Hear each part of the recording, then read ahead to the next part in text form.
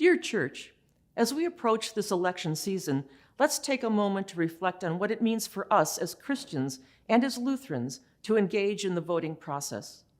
We find ourselves in a contentious time with deep divisions in our society. However, even in the face of such disagreement, we are called to remember something deeper. We are all united in Christ. We are not defined by our political affiliations, but by our shared baptism and our commitment to the gospel. As people of faith, we are called to engage in our communities and work for justice and to advocate for the dignity and well-being of all people. One way we do this is by voting, ensuring that our voices are heard as we shape our society together.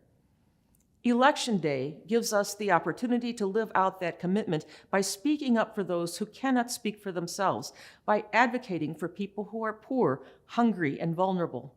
As people of God, we are called to love our neighbor as ourselves, and that love includes our responsibility as citizens. Voting is not just a civic duty, it is a way to serve our neighbors. When we vote, we have the chance to advocate for policies that reflect God's justice and compassion. When we vote, we should think more about the policies that affect the most vulnerable people in our communities, those that Jesus calls upon us to serve. This can be hard work, especially when the rhetoric around us is so divisive. But we follow a Lord who calls us to a higher standard. Jesus teaches us about loving kindness, mercy, and justice. And we are invited to carry those teachings into the voting booth. So as we prepare to vote, I ask you to approach this election with prayerful hearts. Let us think about not only what benefits ourselves, but also how we can best serve others. Let us ask how our votes can build a society that reflects what God desires, where every person is valued and where peace and justice prevail.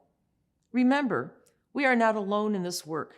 We walk together, guided by Christ, trusting in His grace and always striving to do what is right and good for our neighbors. Together, we can create a society that reflects God's justice and love. Let's ensure our voices are heard. Let's vote.